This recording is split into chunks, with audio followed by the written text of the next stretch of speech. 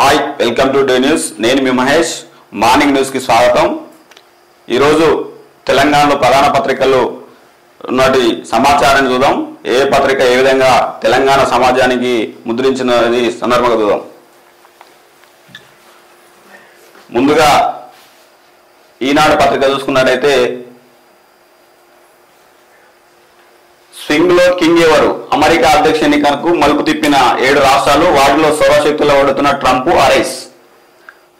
ప్రధానంగా అమెరికా సంబంధించిన వార్త మెయిన్ హెడ్ ఇంకా ఈనాడు పత్రిక ప్రచురించింది. మరొక వార్త, ఎలా ఆదుకుందామో మీరే చెప్పండి, మూసి నిర్వాసితుల మేరకు అన్ని పక్షాలతో కమిటీ వేద్దామా, ప్రతిపక్ష నేతలకు సీఎం రేవంత్ రెడ్డి సవాల్ అనే వార్త మూసి నదికి సంబంధించిన వార్త ప్రధానంగా ఈనాడు ప్రచురించింది. దసరా నుంచి ధాన్యం కొనుగోలు నల్లగొండ మెదక్ జిల్లాలో ప్రారంభం. మరొక వార్త, సీఎం అని అబద్ధాలే, రైతు ధర్నాలో మాట్లాడుతున్న మాజీ మంత్రి కేటీఆర్. ఈ ఈనాడు పేపర్లో మరొక వార్త, పరిశ్రమలు వస్తున్నాయి, భారీగా పెట్టుబడులు, ఉపాధి కల్పన, రాయితీల కోసం రాష్ట్ర ప్రభుత్వానికి దరఖాస్తులు, మంత్రివర్గ ఉపసంఘానికి ప్రతిపాదనలు.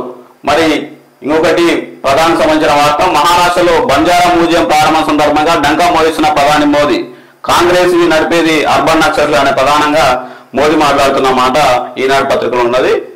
ఇప్పుడు ఆంధ్రజ్యోతి పత్రికలో వచ్చినటువంటి ప్రధానమైనటువంటి వార్తలు చూసుకుంటే, ముఖ్యంగా నిర్వాసితులను అనాథలు చేయం అనేటువంటి సీఎం రేవంత్ రెడ్డి నిన్న జరిగినట్టు సమావేశంలో మాట్లాడినటువంటి వార్త ప్రధానమైన వార్తగా ఒక ప్రచురించింది. అదేవిధంగా ఛత్తీస్గఢ్ ఎన్కౌంటర్ ముద్దుల్లో 13 మంది మహిళా నక్సల్స్ అనేటువంటి వార్తను కూడా ప్రధానమైనటువంటి వార్తగా మనకు కనిపిస్తా ఉంది. అదేవిధంగా హర్యానా అస్థానిదే అసెంబ్లీ ఎన్నికలకు సంబంధించినటువంటి వార్తను కూడా ప్రధానంగా ఈరోజు ఆంధ్రజ్యోతి పత్రిక చూపిస్తా ఉంది. అదేవిధంగా రుణమాఫీకి తెలంగాణ రైతులు ఎదురుచూపు, పిఎం కిసాన్ సమ్మాన్ నిధి కింద 20,000 కోట్ల బదిలీ అనేటువంటి వార్త కూడా ప్రధానంగా కింద ఇంకొక ముఖ్యమైనటువంటి వార్తగా నిన్న గత 2-3 రోజులుగా వస్తున్నటువంటి వార్త, కొండా సూర్యకు మేమంతా అందంగా ఉన్నటువంటి వార్త కూడా ప్రధానంగా ఈ రోజు ఆంధ్రజ్యోతి పత్రికలో చూస్తున్నాం.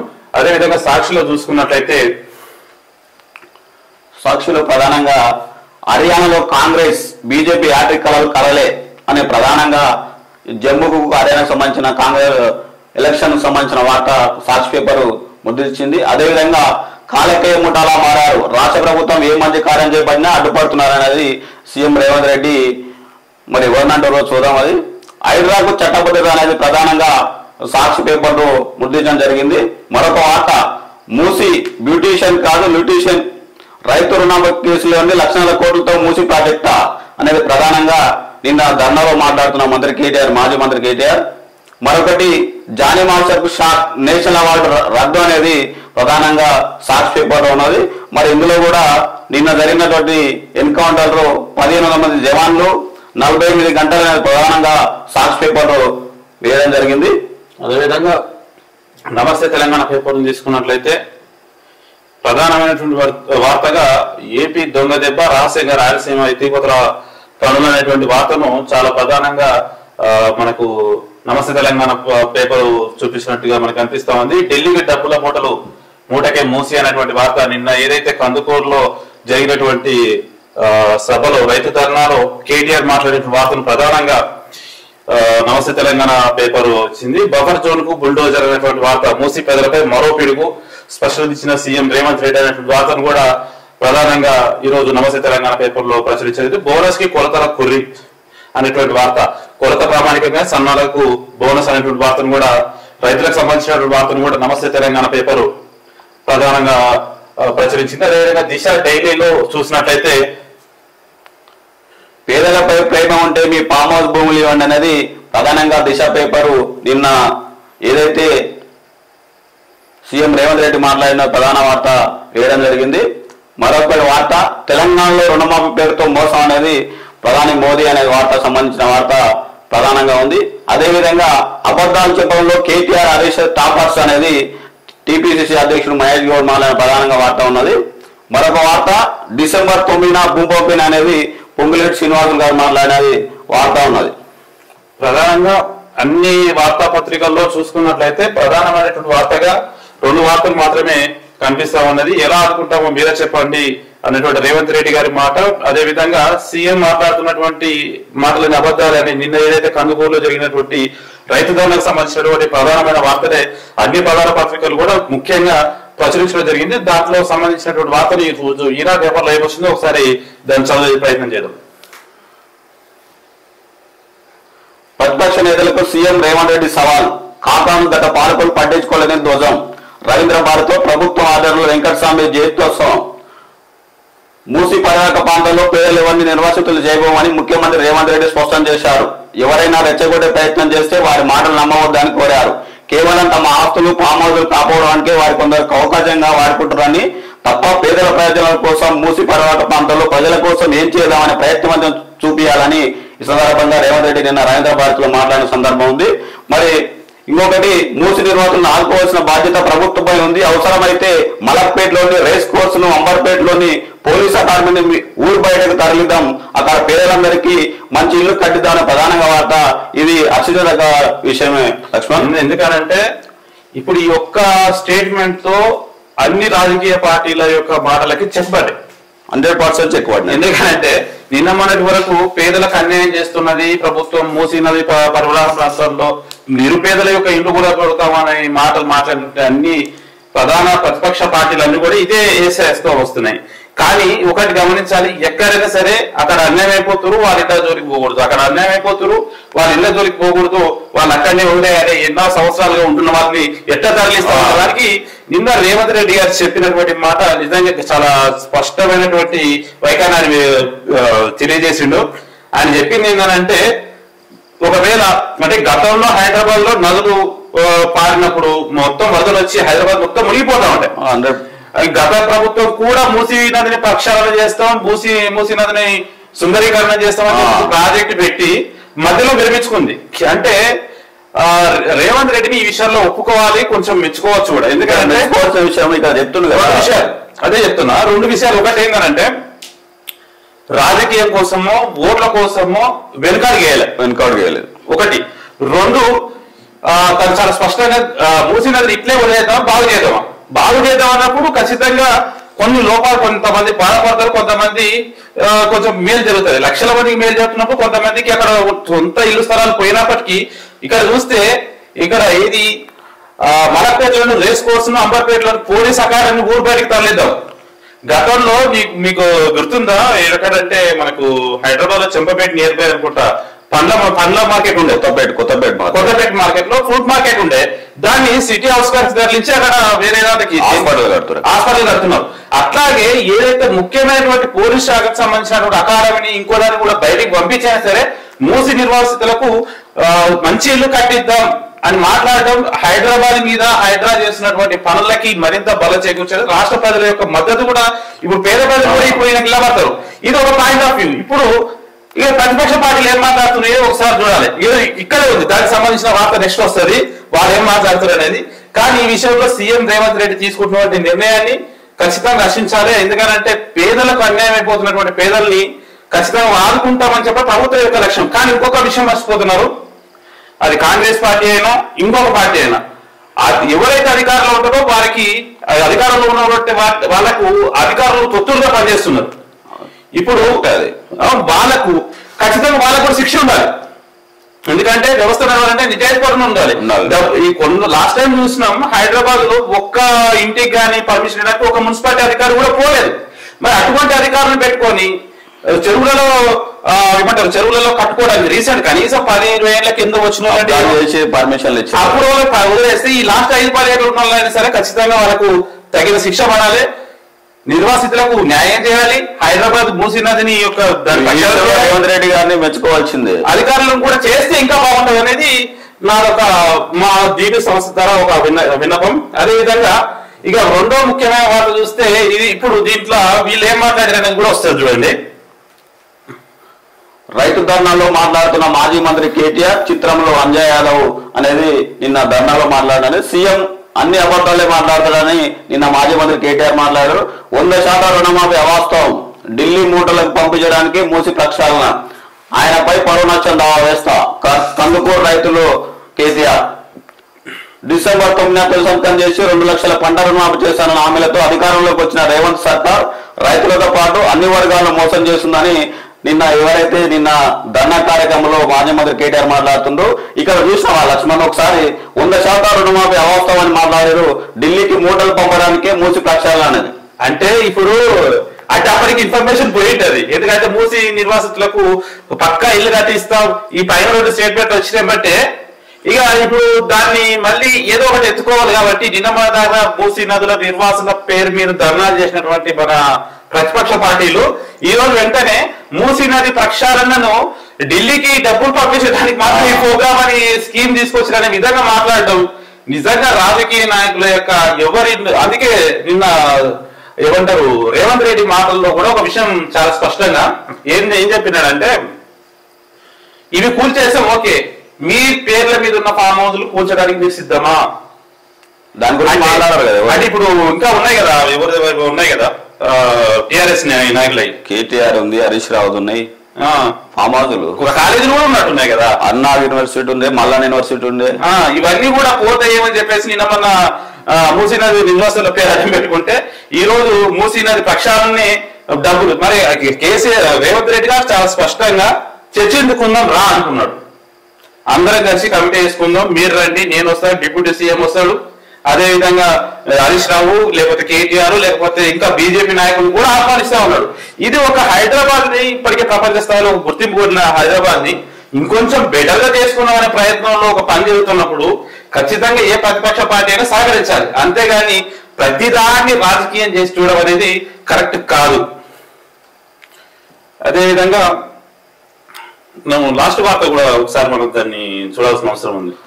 మహారాష్ట్రలో బంజారా మ్యూజియం ప్రారంభం సందర్భంగా డాంకా మోగించిన ప్రధాని మోదీ కాంగ్రెస్ నడిపేది అర్బన్ నక్సల్స్, ఆ పార్టీది ప్రమాదకారి ఎజెండా, తెలంగాణలో ఇప్పటికీ రైతులు రుణమాఫీ కోసం ఎదురు చూస్తున్నారని ప్రధాని మోదీ నిన్న మ్యూజియం ప్రారంభోత్సవం సందర్భంగా మాట్లాడిన సందర్భం.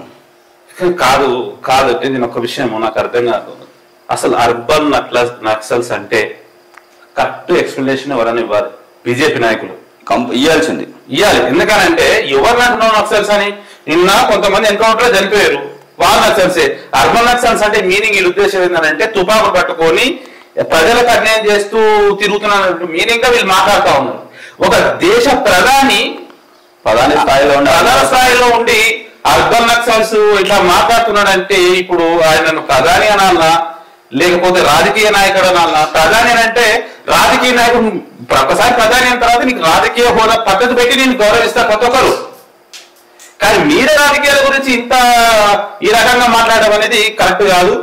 ఎవరు గెలిచినా గెలవకపోయినా ఈ రోజు ఈ రకమైనటువంటి మాటల్ని ఖచ్చితంగా అది తప్పు. అలా మాట్లాడడం కరెక్ట్ కాదు. ఇది ఈరోజు మెయిన్ గా ఈనాడు పేపర్ లో వచ్చిన వార్త. ఇది నిన్న మనం చూసినటువంటి వార్తనే. విశ్రాంతి వేళ విరుచుకుపడిన మృత్యువు, బలగల రంగు పసగడలేకపోయిన మావోయిస్టులు, ఎన్కౌంటర్ లో 31 మంది మృతితో భారీ నష్టం. మృతుల్లో 18 మంది పురుషులు, 13 మంది మహిళలు, 16 మందిని గుర్తించిన పోలీసులు. వారిలో కీలక నాయకురాలు నీతి అలియాస్ ఊర్మిళ వార్త. నిన్న ఏదైతే ఛత్తీస్గఢ్ లో జరిగినటువంటి ఎన్కౌంటర్ ఉందో దాంట్లో నక్సల్స్ పార్టీకి చాలా పెద్ద, మావోయిస్టు పార్టీకి చాలా పెద్ద ఎత్తున దెబ్బ తగిలింది అనేటువంటి విషయం మనందరికీ తెలిసిందే. నిజానికి కూడా అక్కడ పెద్ద వాళ్ళ దాంట్లో ఉన్నటువంటి పెద్ద నాయకులు అందరూ కూడా ఈ రోజు వాళ్ళు చనిపోవడం జరిగింది. ఈ రోజు వాళ్ళు చేస్తున్నటువంటి ఉద్యమానికి ఇది ఒక పెద్ద ఎదురు దెబ్బనే అనొచ్చు. ఇంకోటి ఏంటంటే ఇక్కడ నేను నా వ్యక్తిగత అభిప్రాయం ఏంటంటే ఇప్పుడు మనం పూర్తిగా టెక్నాలజీ యుగంలో ఉన్నాం. అంటే ప్రతి ఒక్కరికి చైతన్యం ఉంది. మీరు మనం ఏదైనా విషయం చెప్తే దాన్ని అర్థం చేసుకునే క్యాపబిలిటీ ప్రతి ఒక్కరికి ఉంది. ఇట్లా మనం అడుగులో ఉండి పోరాడడం కన్నా ప్రజల్లోకి వచ్చి అందరూ చైతన్యం చేసి ప్రజా చైతన్యం ద్వారానే దీన్ని చేయడం బాగుంటది. ఎందుకంటే ఎవరి బిడ్డలైతే చనిపోయిన వాళ్ళు వాళ్ళ తల్లిదండ్రులకు కలుపుకోతా ఉంటది. అక్కడ పోలీసులు చచ్చిపోయినా కూడా వాళ్ళ తల్లిదండ్రులు కూడా కలుపుకోతా ఉంటది. ఎవరు చచ్చిపోయినా భారతీయులు చచ్చిపోతారు కదా, భారతీయులు చనిపోతారు, మనమే చనిపోతాం. కాబట్టి ఈ రకమైనటువంటి కాకుండా అందరం కలిసి ప్రజాస్థానంలో ప్రజల మధ్యలో ఉండి ఉద్యమం చేస్తే బాగుంటదని కూడా ఈ సందర్భం కోరుకుంటూ నెక్స్ట్ ఆంధ్రజ్యోతి పేపర్ లోకి వచ్చేసినట్టయితే దీంట్లో కొన్ని ముఖ్యమైన వార్తలు ఏంటంటే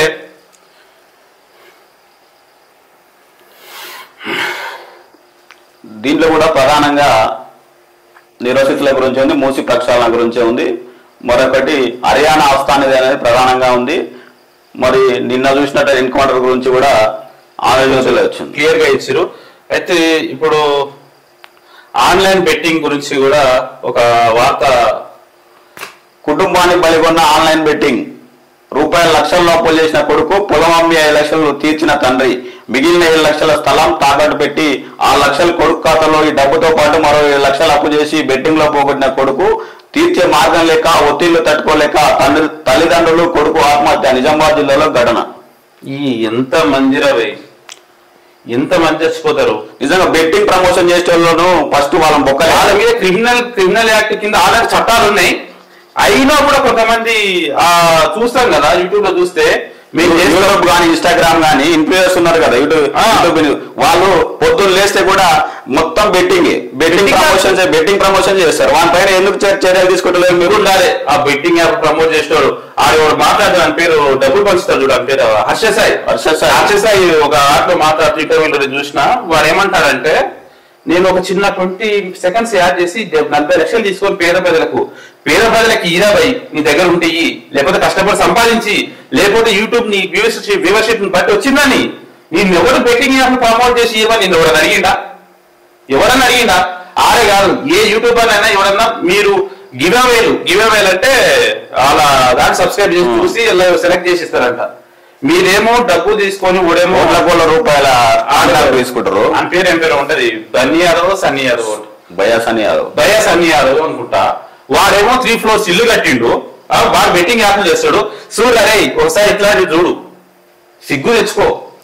బెట్టింగ్ ప్రమోషన్ చేసే అందరూ కూడా దీన్ని దృష్టిలో పెట్టుకోవాలి మీరు. అంటే ఇప్పుడు తల్లిదండ్రులు వాళ్ళ కొడుకు వాడు చదువుకొని ఏదో బాగుపడతాడు అనుకుంటే కుటుంబం మొత్తం నాశనం అయిపోయిందిగా. పిల్లలు కానీ యువత కానీ చూడాలి, ఇట్లాంటి పనికిమాలిన పనులకు పోకూడదు. చదువుకోండి, కష్టపడితే వస్తాయి డబ్బులు. ఈ బెట్టింగ్ లో పెట్టి వస్తే సంపాదించుకునే ఎవ్వరు ఉండరు. అది పూర్తిగా ఆల్గరిథం మీద ఆధారపడి ఉంటది. నీకు ₹4 ఫస్ట్ వస్తే తర్వాత మొత్తం పోతాయి.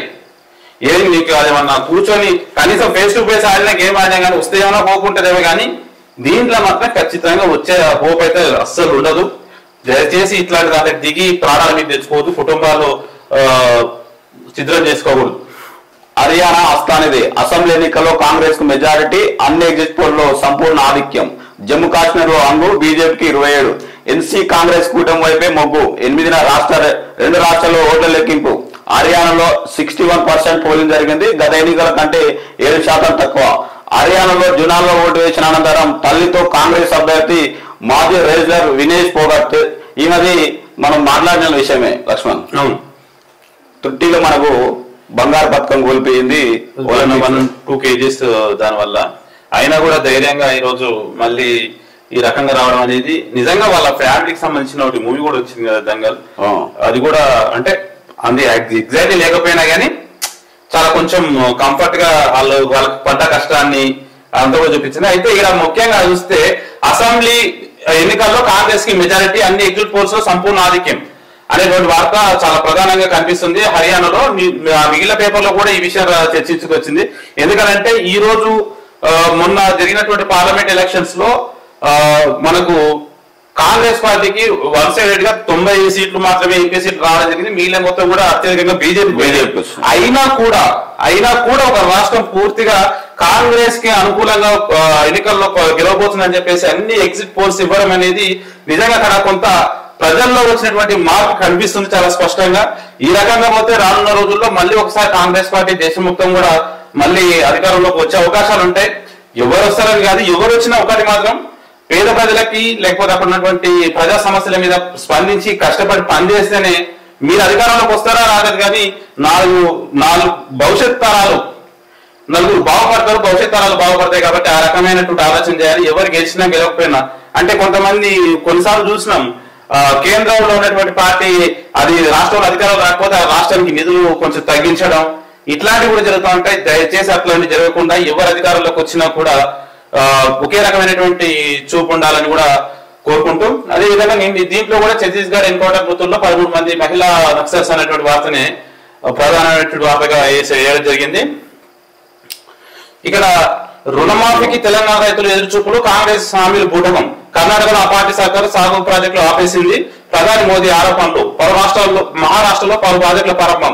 పీఎం కిసాన్ సమ్మాన్ నిధి కింద 20,000 కోట్ల బదిలీ అయినటువంటి వార్త ఇక్కడ చూపిస్తా ఉన్నారు. అయితే తెలంగాణ రాష్ట్ర గవర్నమెంట్ ఏం చెప్తా ఉంది, ఒకవేళ మీకు 2 లక్షల రుణాలు మాఫీ కాకపోతే ఆధార్ కార్డులు కరెక్ట్ లేకపోవడం, రేషన్ కార్డులు కరెక్ట్ నెంబర్స్ కరెక్ట్ లేకపోవడం, బ్యాంక్ అకౌంట్ బుక్లు కరెక్ట్ లేకపోవడం వల్ల రుణమాఫీ కాలేదని చెప్తా ఉంటే ప్రధాని కానీ బీజేపీ పార్టీ కానీ ప్రధానంగా ఇదే అంశాలను తీసుకొని రైతులని తమ వైపు మహారాష్ట్ర ఎలక్షన్స్ దృష్ట్యా వాళ్ళ వైపు మలుపుకోవడానికి చూస్తా ఉంది. కాంగ్రెస్ కర్ణాటకలో ఆ పార్టీ సర్కారు సాగు ప్రాజెక్టులు ఆపేసిందనేటువంటి విషయం చెప్పడం అనేది నిజంగా అది ఎంతవరకు నిజం అనేది కర్ణాటక రాష్ట్ర కాంగ్రెస్ మాట్లాడాల్సిన అవసరం ఉంది.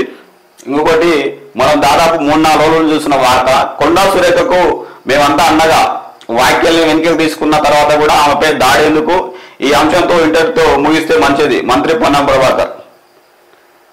అయితే కొండా సురేఖకి వీరందరూ సపోర్ట్ చేస్తున్నారు, బాగుంది. ఇక్కడ మంచి గేమ్ ఆడుతున్నారు అబ్బా. ఎట్లా అంటే రాజకీయ నాయకులంతా కొండా సురేఖకు లేకపోతే మొత్తం సమంతకు. నేను అడుగుతున్న ప్రభాకర్ సమంతం కాదు, సంబంధం చేస్తలేరు నాగార్జునకి. నా సంబంధం ఎట్లా చేస్తారు, నాగార్జున ఫ్యామిలీ కాదు కదా. అయితే ప్రభాకర్ అన్న ఇది చెప్పిన మాట ఏంటంటే వాక్యాన్ని వెనక్కి తీసుకున్న తర్వాత కూడా ఆమెపై దాడి ఎందుకు, నిన్ను లాగి ఒక శంప మీద కొట్టిరు అనుకోవాడన్నా, సారీ చెప్తే పోతుందా, సారీ చెప్తే పోతుందా అంటే ఒకరిని మాట అనే ముందు ఆలోచించుకోవాలి కదా. సరే అని అన్నది, ఇప్పుడు నాగార్జున ఫ్యామిలీ పర్వం అయితే కొంచెం అయితే పోయింది కదా, దానికి రెస్పాన్సిబిలిటీ ఎవరు, దానికి శిక్ష ఉండదా? ఎవరు ఏ తప్పు చేసినా కూడా శిక్షించాలని మీరే అంటారు, కానీ రాజకీయ నాయకులు తప్పు మాట్లాడితే మాత్రం తప్పు ఒకసారి లేకపోతే మేము దీన్ని వెనక్కి తీసుకుంటున్నాం అన్నంతనే అయిపోతా. ఇది కరెక్ట్ పద్ధతి కాదు. ఖచ్చితంగా కొండా సురేఖ గారు ఏదైతే మాట్లాడారో ఆయన పైన చర్యలు ఉండాలి. అదే విధంగా నాగార్జునకు సపోర్ట్ చేస్తున్నటువంటి సినీ పరిశ్రమ ఆయన ఇన్కన్వెన్షన్ ని కూల్ చేసినప్పుడు వీళ్ళెవరు సైలెంట్ గా ఉన్నారు కదా. మరి సైలెంట్ గా ఉన్నారంటే ఈ రోజు మాట్లాడుతున్నారు, ఆ రోజు మాట్లాడలేదంటే ఇన్కన్వెన్షన్ కబ్జా చేసి కట్టిదని సినీ పరిశ్రమ అభిప్రాయపడుతుందా? ఒకవేళ సినీ పరిశ్రమ ఆ రకంగా అభిప్రాయపడితే ఆ రోజు నోరెందుకు తెరవలేదు? ఆఖరికి ఆర్జీవి కూడా మాట్లాడింది దీని మీద, సిగ్గుండాలి కదా. ఆ సినిమా వాళ్ళని రాజకీయాలకు రానియకూడదంట.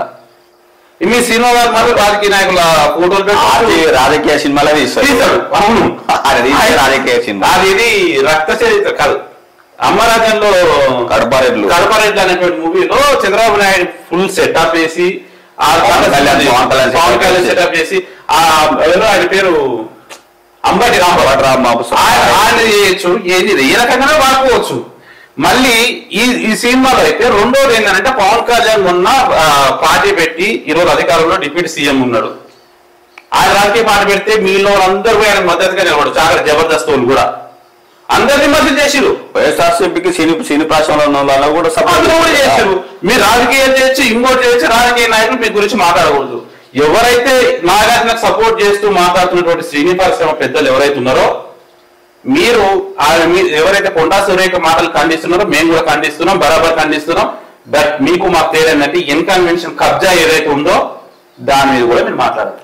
అది మాట్లాడుకొని ఇది మాట్లాడితే ఇక నాగార్జున కబ్జా చేసినట్టే ఆయనతో పాటు మీరు కూడా రేపు మీరు కూడా కబ్జా చేస్తారు అనుకుంటే తెలంగాణ సమాజం అనుకుంటుంది. ఆయనకు వస్తే సాక్షిలో కూడా మూసి పక్షాల గురించి ప్రధానంగా వాడుతూ ఉన్నది. దీంట్లో ఏంటంటే ఇంట్రెస్టింగ్ ఏంటంటే కాలకే మూటల్లా మారారు. రాష్ట్ర ప్రభుత్వం ఏ మంచి కార్యక్రమం చేసినా అడ్డుపడుతున్నారు. వారి ఫామ్ హౌస్ల కోసం మూసి వాసులను కవచంగా వాడుకుంటున్నారు. ప్రజల ఆస్తి తగ్గుతుంటే మీ ఆస్తులు ఎలా పెరిగాయి? 2004 నాటి కేసీఆర్ హరీష్ ఎన్నికల అఫిడవిట్లు పరిశీలిద్దామా? మేము మూసి నిర్వాసితులు అండగా ఉంటాం. వారి దంబార్పేట police academy, Malakpet race course సభలో ఇల్లు కట్టిస్తాం. పేదలకు మేలు జరిగేలా విపక్ష నేతలతో సహా కమిటీ అయిన సీఎం. ప్రధానంగా ఇది మనం చూసు నిజంగా ఇక్కడ ఏం చెప్తున్నాయన, వారి ఫామ్ హౌస్ల కోసం మూసి వాసులను కవచంగా వాడుకుంటున్నారంటే ఫామ్ హౌస్లకు ఏమంటారు మన గోడలాగా కట్టుకున్న మూసి వాసులను మాట్లాడుతారు. అంటే వాళ్ళ మీద దెబ్బ పడకుండా మూసి నదిలో ఉండేటువంటి ప్రజల్ని రెచ్చగొడుతూ మా ఇండ్లు మేమే ఉంటాం, మా దగ్గర ఎవరొస్తారు నిలబడండి, బుల్డోజర్లు మా మీదకి ఎక్కించండి అనే రకంగా రెచ్చగొడుతున్నటువంటి వ్యాఖ్యలు చేస్తున్నారు. కానీ నిజంగా సరే ఆయన కాంగ్రెస్ పార్టీకి సంబంధించినటువంటి లీడర్ కావచ్చు, ఈ రోజు తెలంగాణలో సీఎం కావచ్చు, ఈ నిమిషం పక్కకు పెడితే హైదరాబాద్ ని మూసీ నదిని ప్రక్షాళన చేయడం ప్రతిపక్ష పార్టీలకు ఇష్టం ఉందా లేదా ఒకటి చెప్పాలి. తెలంగాణ సమాజం చెప్పాల్సిన అవసరం ఉంది ఖచ్చితంగా. ఎందుకనంటే ఏం చేసినా కూడా అడ్డుపడతామనంటే సరే ఆయనలో లోపాలు ఉన్నాయా లేవా అనేది సెకండరీ. కానీ మీరు ఒక విషయం చెప్పాలి, మూసీ నది ప్రక్షాళన హైడ్రా చేస్తున్నది మంచిదా కాదా? ఈ పాయింట్ ఆఫ్ వ్యూలో మాట్లాడాలి. అన్నిటికీ ముడిపెట్టి మాట్లాడడం అనేది కరెక్ట్ కాదు. రేవంత్ రెడ్డి గారు తీసుకున్నటువంటి నిర్ణయం కూడా చాలా మంచి నిర్ణయం. అట్లాగే ఇంకొకటి ఏంటంటే, వారి ఫామ్ హౌస్ల కోసం మా వాసులను, మూసీ వాసులను కవచంగా వాడుకుంటున్న దాంట్లో ప్రతిపక్షాలు చేస్తున్నటువంటి ఒక కామెంట్ ఏంటంటే, రేవంత్ రెడ్డి గారి ఫ్యామిలీకి సంబంధించిన బ్రదర్స్ లో ఒకరికి ఫామ్ హౌస్ ఉన్నది, దాన్ని ఎందుకు కూలగొట్టలేదని. ఈ విషయంలో నిజంగా హైదరాబాద్ రేవంత్ రెడ్డి గారికి ఒకటే సూచన, పేద ప్రజల ఇల్లు కూల్చేటప్పుడు ముందుగానే పోయి ఎలాంటి నోటీసులు లేకుండా కూలుస్తున్నారు. అనురాగ్ యూనివర్సిటీ కానీ, ఫాతిమా కాలేజీకి కానీ, లేకపోతే మల్లారెడ్డి ఇప్పుడు ఈయననే అంటున్నారు వారి ఫామ్ హౌస్ల కోసం మూసీ నివాసులకు కవచంగా వాడుతున్నారు. వారి ఫామ్ హౌస్ లేదో రేవంత్ రెడ్డి గారికి తెలుసు, హైదరాబాద్ కమిషనర్ తెలుసు, అధికారులకు అందరూ తెలుసు. మూసీ నది పరివార ప్రాంతంలో ఉన్నటువంటి వాళ్ళని కూల్ చేసినట్టుగానే వాళ్ళని కూడా కూల్ చేస్తే అసలు ముచ్చటే రాదు కదా. యావత్ తెలంగాణ మొత్తం కూడా కాంగ్రెస్ పార్టీ సీఎం రేవంత్ రెడ్డికి ఆ కవచంగా వీళ్ళు నిలబడి కాపాడుకుంటారు కదా. అంటే రేవంత్ రెడ్డి కూడా కొంత రాజకీయ నాయకుల్ని చూడనట్టుగా ప్రవర్తిస్తున్నది కనిపిస్తా ఉంది. దయచేసి అట్లా చేయకండి. పేద ప్రజలకు న్యాయం, రాజకీయ నాయకులు న్యాయం కాకుండా చేస్తేనే కొంచెం. అట్లా రాజకీయం అంటేనే అధికారం ఉన్నప్పుడు ప్రతిపక్ష నాయకులు కాపాడుకోవాల్సిందే. వీళ్ళు అధికారంలో డాలను కాపాడుతారు, వాళ్ళ అధికారులు వీళ్ళని కాపాడుతారు. రాజకీయం అంటేనే అది కదా ఉంటది. దయచేసి అలా లేకుండా ఉంటే బాగుంటది. ఇది ముమ్మడికి తప్పే. మరొక ప్రధానమైన వార్తగా ఇది దీంట్లో కూడా ఈ జానీ మాస్టర్ కి అది మాట్లాడొద్దు. ఏంది ఇది ఇంపార్టెంట్ వార్త అయిపోయింది ఈ సాక్షులకి. నమస్తే తెలంగాణ తీసుకో. ఇక నమస్తే తెలంగాణ పేపర్కి వచ్చినట్లయితే దీంట్లో మనం ఇది చాలా ముఖ్యమైన వార్తనే. ప్రధానంగా మెయిన్ హెడ్డింగ్ తోనే నమస్తే తెలంగాణలో ఏపీ దొంగ దెబ్బ, రాయలసీమ ఎత్తిపోతల పనులు. రాయలసీమ లిఫ్టుకు నీటిని అక్రమంగా తరలించుకు కృష్ణానదిల సంపేలో ఏర్పాటు చేసిన టన్నెల్. ఎన్జిటి ఆదేశాల బేఖాతా. శ్రీశైలం రిజర్వాయర్ డెడ్ స్టోరేజ్ లో న్యూ బ్యాక్వర్డ్ తరలించిన ప్రణాళిక. 100 అడుగుల లోతు 150 అడుగుల వెడల్పులో 18 కిలోమీటర్ల భారీ కాల్వకు ప్లాన్. ఏపీ వైపు 5 కిలోమీటర్ల తవ్వకం పూర్తి. 3,825 కోట్ల ఖర్చుతో ఎత్తిపోతలు. నిజంగా ఇది నమస్తే తెలంగాణలో మిగిలిన వార్తలు అన్నిటి కూడా పక్కకు పెట్టి, ఈవెన్ ఈ వార్తను కూడా అంటే కేటీఆర్ వార్తను కూడా పక్కకు పెట్టి ఈ వార్త ఇచ్చిందనంటే ఈ విషయంలో నిజంగా ఇది చాలా ముఖ్యమైన వార్త. ఎందుకనంటే తెలంగాణలో ఇప్పుడు ఏదైతే ఇది ఉందో, ఈ కాలువ ఏదైతే ఉందో, ఈ కాలువ నిజంగా తవ్వితే నిజంగా తెలంగాణలో నల్గొండ జిల్లా, మామనార్ జిల్లా ఖచ్చితంగా నీళ్ళు మొత్తం కూడా రాయలసీమకు పోయేటువంటి పరిస్థితి ఉంది. దీనిపైన గతంలో బీఆర్ఎస్ సర్కారు అంటే కేసీఆర్ ప్రభుత్వం ఉన్నప్పుడు దీని మీద ఖచ్చితంగా మాట్లాడిందనే విషయం ఒప్పుకోవాల్సిందే. అప్పుడు అడ్డుకున్నది ఖచ్చితంగా. ఇప్పుడు ఏపీలో చంద్రబాబు నాయుడుతో పెరిగిన వేగం, రేవంత్ మౌనంతో తెలంగాణకు అన్యాయం. ఖచ్చితంగా రేవంత్ రెడ్డి గారు లేకపోతే తెలంగాణ ప్రభుత్వం దీనిపైన ఒకసారి దృష్టి సారించాలి. ఎందుకంటే ఇది నిజంగా జరిగితే ఒకసారి తొలకాలు మొత్తం జరిగిపోయిన తర్వాత దాని ప్రారంభం అనేది అనే లోపల అయిపోతుంది. కాబట్టి ముందుగానే దీని మీద పసిగట్టి దీని మీద స్వస్థలం కొంచెం చర్యలు తీసుకుంటే బాగుంటుంది అనే విషయాన్ని అధికారులు గమనించాలి. అయితే నెక్స్ట్ ఇంకొక వార్త, బొబ్బర్జన్కు బుల్డోజర్. మూసీ ప్రజలపై మరో పిడుగు. స్పష్టత ఇచ్చిన సీఎం రేవంత్ రెడ్డి. ఎఫ్ఆర్ఎల్ నుంచి ఇరువైపులా 30 మీటర్ల వరకు బంపర్ జోన్. కూలలున్న పలు అపార్ట్మెంట్లు, అప్రూవల్ గైడెడ్ కమ్యూనిటీలు.